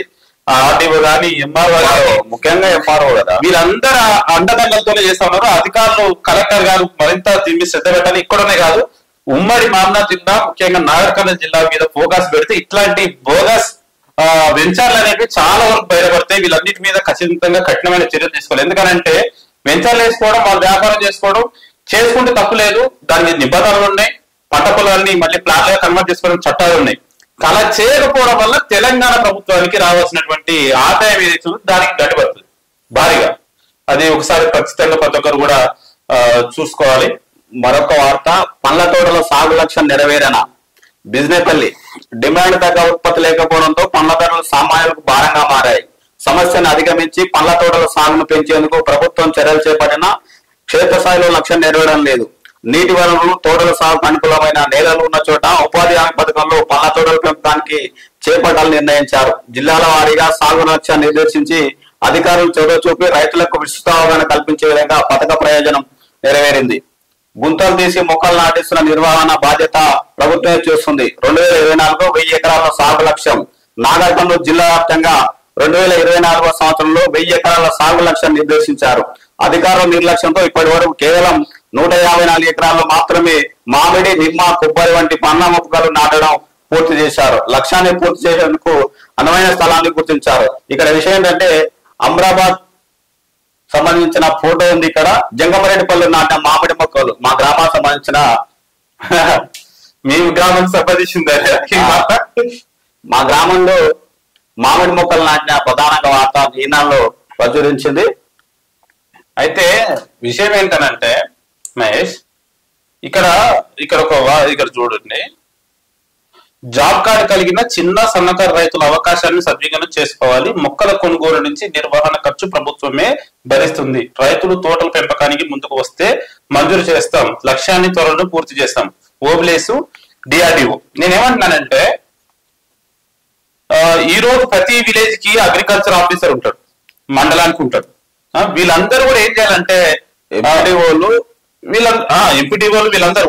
వీళ్ళందరూ ఏం చేయాలంటే గ్రామాలలో మీటింగ్స్ పెట్టి ఇట్లా గవర్నమెంట్ మీ పొలాలలో తోటలు పెట్టుకోవడానికి ఉచితంగా మొక్కలు అందిస్తుంది. దాని ఖర్చు కూడా ప్రభుత్వం. నిర్వహణ ఖర్చు అంటే తవ్వడము, పెట్టడము, దానికి సంబంధించినటువంటి మొత్తం కూడా ప్రభుత్వం భరిస్తుంది. ఏ రైతైనా ఇంతకన్నా ఎక్కువ ఏం కోరుకోడు. కానీ మరి రైతులు ఎందుకు ఈ పండ్ల తోటలు పెట్టట్లేదంటే సరైన అవగాహన లేకపోవడం, విషయం వాళ్ళకి జరగకపోవడం. ఇక్కడ ఇచ్చింది కదా, అధికారుల నిర్లక్ష్యంతో ఇప్పటి వరకు కేవలం 154 ఎకరాల్లో మాత్రమే మామిడి అని. అంటే ఇప్పుడు ఇవి ఏదైతే ప్రజలకు ఉపయోగపడేవి ఉంటాయో, నిజంగా ఇప్పుడు నేను అడుగుతున్నా, ఇక్కడ ఉన్నటువంటి మీ ఊర్లో ఇది పెట్టినారు కదా, మీ ఊర్లో ఎప్పుడన్నా అధికారులు వచ్చి ఈ పండ్ల తోటల సాగుకు సంబంధించినటువంటి సమావేశం ఎప్పుడన్నా చెప్పిన ప్రజలకి జరగలేదు. అంటే రైతులకి విషయం చేరట్లేదు. రైతులు ఏమనుకుంటున్నారు, వర్షం వస్తే ఏవి పట్టేసుకోవాలి, పల్లేసుకోవాలి, నీళ్లుంటే బలేసుకోవాలి, ఈ మూడింటి తప్ప వేరే దాని మీద అవగాహన లేకుండా ఉన్నారు. ఈ రోజు చాలా పండ్ల తోటలు చాలా అధిక దిగుబడిని ఇస్తున్నాయి. మందరు కూడా బయట కూడా పబ్లిక్ కూడా పండ్ల పైన పనులను తీసుకోవడం, ఫ్రూట్స్ తీసుకుంటే ఎనర్జీ వస్తుంది అంటే అన్ని మారిపోయింది కదా. విధంగా ఆలోచన కూడా విధానాలు మారిపోయినాయి. పండ్లకు చాలా గిరాకీ ఉన్నది. ఫ్రూట్స్ మార్కెట్ కూడా ఈ రోజు ఫుడ్ మార్కెట్ లో కూడా అన్ని రకాల ఫ్రూట్స్ వస్తా ఉన్నాయి. ప్రజలు కూడా దాన్ని ఎగబడి కొంటా ఉన్నారు. కాబట్టి నిజంగా రైతులకు వీటిపైన అవగాహన కల్పించి ఆ రకమైనటువంటి తోటలు పెట్టించే ప్రయత్నం చేస్తే ఖచ్చితంగా రైతులకు కూడా మంచి జరుగుతుంది. ఈ రోజు బయట ఒక్కొక్క డ్రాగన్ ఫ్రూట్ అయితే కేజీ 200-300 ఉంది. రైతులందరికీ అందుబాటులోకి వచ్చినప్పుడు కనీసం 60 రూపాయలు 70 రూపాయల తోట పండ్లకు వచ్చిన వాళ్ళ గిట్టుబాటు ధరలు వచ్చి రైతులు కూడా లాభాలు చూసుకుంటారు. వాళ్ళ పరిస్థితులు కూడా మారుతాయి. అధికారులు దీని మీద వాళ్ళు చాలా స్పష్టంగా రాశారు. అధికారుల నిర్లక్ష్యంతో ఇప్పటి వరకు కేవలం 154 ఎకరాలు మాత్రమే మామిడి, నిమ్మ, కొబ్బరి తోటల వంటి మొక్కలు నాటడం పూర్తి చేశారు. అంటే నిర్లక్ష్యంగా వహించినటువంటి అధికారులు కూడా కొంచెం చొరవ చూపించుకోవాలి. ఇది ఎందుకంటే ఇది మనందరి బాధ్యత. ఎందుకంటే మీకు వచ్చే ఒక 50,000 వచ్చింది అనుకో, పంట తినాలనుకుంటే 20,000 పండగే పోతుంది. అదేదో ప్రజలకు మంచి చేస్తే దాంతో పాటు వచ్చే దాంట్లో మీరు కూడా లబ్ధి పొందుతారు. కాబట్టి ఈ రకమైనటువంటి ఆలోచన చేయండి, పేద ప్రజలకు కూడా ఉపయోగపడుతుంది. అదేవిధంగా ప్రధానంగా ఇంకొక వార్త, విద్యార్థులకు మళ్ళీ రాగి జావా కార్యక్రమాన్ని తిరిగి అమలు చేసేలా ఉత్తర్వులు. గద్వాల రాగి జావా తాగుతున్న విద్యార్థులు పాత చిత్రం అనేది ప్రధానంగా ఇప్పుడు జిల్లా ఎడిషన్ లో ఉన్నది. ఉదయం వేళ విద్యార్థులు ఆకలి తీర్చేందుకు పోషక విలువలతో కూడిన ఆహారం అందించడమే లక్ష్యంగా ప్రభుత్వ పాఠశాలలో రాగి జావా పంపిణీ కార్యక్రమాన్ని గత విద్యా సంవత్సరం ప్రారంభించింది. ఈ విద్యా సంవత్సరం జూన్ మాసం వరకు ఈ కార్యక్రమం కొనసాగగా 3 నెలలు ఆగిపోయింది. రాగి జావా అందించడం వల్ల మంచి ఫలితాలున్నాయని భావించిన ప్రభుత్వం ఇప్పటికే అంగన్వాడీ కేంద్రాల్లో అమలు చేయాలని నిర్ణయించింది. తాజాగా పీఎం పోషణ్ పథకంలో భాగంగా సర్కారు పాఠశాలలో తిరిగి ప్రారంభించాలని ఆయా జిల్లాల విద్యాశాఖ అధికారులు ఆదేశాలు జారీ చేసింది. రాగి జావ అనేది చాలా ఎనర్జిక్ ఫుడ్. అంటే గతంలో మన వాళ్ళందరూ కూడా రాగి జావ, రాగి సంకటి, జొన్నలు ఇవి తినేటోళ్ళు. తర్వాత ఏదంటే సన్న బియ్యం తింటా నేను ఈ రకంగా తయారయ్యారు. కానీ దానివల్ల ఎన్ని నష్టాలు వస్తున్నాయో అందరు కూడా క్రమంగా గమనించి మళ్ళీ రాగి జావలు, కొర్రలు వీటికి మొగ్గు చూపుతా ఉన్నారు. అదే సందర్భంలో ఎవరైతే ప్రభుత్వ పాఠశాలలంటే పేదలు, నిరుపేదలు చదువుతున్నటువంటి వ్యవస్థగా మారిపోయింది. అలాంటి వాళ్ళకి మళ్ళీ రాగి జావ అందించాలనేటువంటి లక్ష్యాన్ని, ఆలోచనని ప్రభుత్వం తీసుకోవడం నిజంగా హర్షించదగ్గటువంటి విషయం. ఇక్కడ ఇదొకటి పర్యాటక ప్రాంతాల నిన్న చూసుకున్న వార్త. అదే ఏపీకి సంబంధించిన అధికారులు సందర్శించడానికి, టెంపుల్ సందర్శించడానికి ఆపేస్తున్నారని ప్రధానంగా నిన్న వచ్చిన వార్త. పర్యాటక ప్రాంతాల పరిశీలన. కొల్లాపూర్ పట్టణం న్యూస్ టుడే కొల్లాపూర్ ప్రాంతంలో పర్యాటకానికి అనుకూలంగా ప్రదేశాలను పరిశీలించినట్టు పర్యాటక శాఖ అధికారి రాజు డిఏ శ్రీనివాసులు తెలిపారు. శనివారం కొల్లాపూర్ మండలంలోని వివిధ ప్రాంతాలను అమరగిరిని సందర్శించారు. మంత్రి జూపల్లి కృష్ణారావుకు నివేదిక సమర్పిస్తామని చెప్పారు. అధికారులు కరవరాల నరసింహ తదితరులు పాల్గొన్నారు. పెద్దవెల్లి మండలం మల్లేశ్వరం వద్ద కృష్ణానది మధ్యలో పెద్దగుట్ట ఐలాండ్ ను రాష్ట్ర పర్యాటక బృందం శనివారం గ్రామస్తులు కలిసి పరిశీలించారు. మంత్రి జూపల్లి కృష్ణారావు ఆదేశాల మేరకు పరిశీలించినట్లు పేర్కొన్నారు. జట్పోలు, మంచాలకట్ట గ్రామాల్లో పర్యాటక అభివృద్ధి చేసే స్థానికులకు ఉపాధి లభిస్తుందని ఆయా గ్రామ ప్రజలు కోరారు.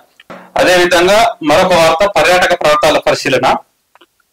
కొల్లాపూర్ ప్రాంతంలోని పర్యాటకానికి అనుకూలంగా ప్రదేశాలను పరిశీలించినట్టు పర్యాటక శాఖ అధికారులు రాజు డి శ్రీనివాసులు తెలిపారు.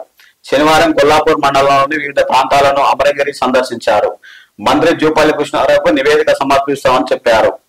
పెండ్లవెల్లి మండలంలోని మల్లేశ్వరం వద్ద కృష్ణానది మధ్యలో పెద్దగుట్ట ఐలాండ్ ను రాష్ట్ర పర్యాటక బృందం శనివారం గ్రామస్తులు కలిసి పరిశీలించారు. మంత్రి జూపల్లి కృష్ణారావు ఆదేశాల మేరకు పరిశీలించినట్టు పేర్కొన్నారు. జడ్పోలు, మంచాలకట్ట గ్రామాల్లో పర్యాటక అభివృద్ధి చేస్తే స్థానికులు ఉపాధి అవకాశాలు లభిస్తాయని ఆయా గ్రామ ప్రజలు కోరారు. అంటే నిజానికి నల్లగొండ ప్రాంతం ఇక్కడ మన ప్రాంతంలో చాలా అద్భుతమైనటువంటి పర్యాటక ప్రాంతాలు ఉన్నాయి. చాలా మంది తెలియదు. అక్కడికి పోతే ఇటు సైడ్ వస్తే ఇక్కడ శ్రీశైలం వైపుకి వచ్చేస్తే అది పరహాబాద్ కోట ఉంటది. మల్లెల తీర్థం సలేశ్వరం ఇక్కడ పోతే ఇది ఏమంటారు సలేశ్వరం, కొల్లాపూర్లో సలేశ్వరం, కొల్లాపూర్లో అదేమంటారు చాలా పెద్దది ఉన్నది కదా సోమశిల. అంటే ఈ ప్రాంతాల్లో చాలా వరకు పర్యాటక ప్రాంతాలు ఉన్నాయి. అంటే ఇది పర్యాటక ప్రాంతము అని ఇప్పుడు కాదు, గతంలో ఉండేటువంటి రాజులే గుర్తించారు మనం. ఎందుకంటే ప్రతాపరుద్రుని కోట, కాకతీయ రాజులు అక్కడెక్కడో ఉండేవాళ్ళు, ఇక్కడికి వచ్చేవాళ్ళు. నిజాం రాజులు వచ్చేవాళ్ళు ఇక్కడికి, ఈ ప్రాంతానికి. అంటే ఈ ప్రాంతాన్ని మొత్తాన్ని కూడా ఈ నాగర్ కర్నూలు జిల్లాకు సంబంధించినటువంటి మొత్తం ప్రాంతాన్ని అభివృద్ధి చేస్తే పర్యాటక ప్రాంతంగా అభివృద్ధి చేస్తే ఇది చాలా అద్భుతంగా డెవలప్ అయ్యే అవకాశాలు ఉన్నాయి. ఎందుకంటే ఫారెస్ట్ ఉంటుంది, చాలా ప్రశాంతమైనటువంటి వాతావరణం ఉంటుంది, నదులు, కొండలలో వాగుతున్నటువంటి నదులు కూడా ఉన్నాయి. ఈ రకమైనటువంటి గతంలో మనకు తెలుసు నాగపల్లి జిల్లాలో ఇప్పుడు అచ్చంపేట నియోజకవర్గంలో కూడా ఇప్పుడు 4 ఎమ్మెల్యేలు వచ్చి సంపత్ కుమార్ గారు నలుగురు వీళ్ళు మన నారాయణపేట ఎమ్మెల్యే కానీ వీళ్ళందరూ కూడా పర్యాటక మల్లిమాడు, శ్రీశైలం ఇవన్నీ కూడా చూడడం జరిగింది. అంటే దీని విషయంలో చొరవ తీసుకున్నటువంటి వంశకృష్ణ గారు చొరవ తీసుకున్నారు. అంటే గతంలో ఉన్నటువంటి ఎమ్మెల్యే గారు కూడా ఘోర బాధాలు కూడా ప్రతాపరుద్రుడి కోట కొంచెం డెవలప్ చేసేటువంటి ప్రయత్నం చేశారు. అప్పుడున్న మినిస్టర్ కూడా ఎవరు శ్రీనివాస్ గౌడ్ వచ్చి పరిశీలన చేసి ఇక్కడ కొంచెం డెవలప్ చేసేటువంటి ఆలోచన చేశారా, పూర్తి స్థాయిగా కాలేదు. ఈసారి ఇకపైన కొంచెం పూర్తిగా దృష్టి పెట్టి వాటి పర్యాటక ప్రాంతాలు పెంచితే ఇక్కడ ఉన్నటువంటి వాళ్ళకి చాలా మందికి ఉపాధి దొరుకుతుంది, ఈ ప్రాంతం కూడా డెవలప్ జరుగుతుందని ఇక్కడ ఉన్నటువంటి స్థానిక ఎమ్మెల్యేలకు కానీ జిల్లా అధికారులకు కానీ కూడా వాళ్ళకు కూడా మా తరఫున మేము రిక్వెస్ట్ చేస్తా ఉన్నాం. ఇది ఈ రోజు ప్రధానంగా తెలంగాణకు సంబంధించినటువంటి వార్తాపత్రికలు వచ్చిన వార్తలు. చూస్తూ ఉండండి డి న్యూస్. మళ్ళీ కలుద్దాం రేపు మార్నింగ్ న్యూస్ లో. Thank you.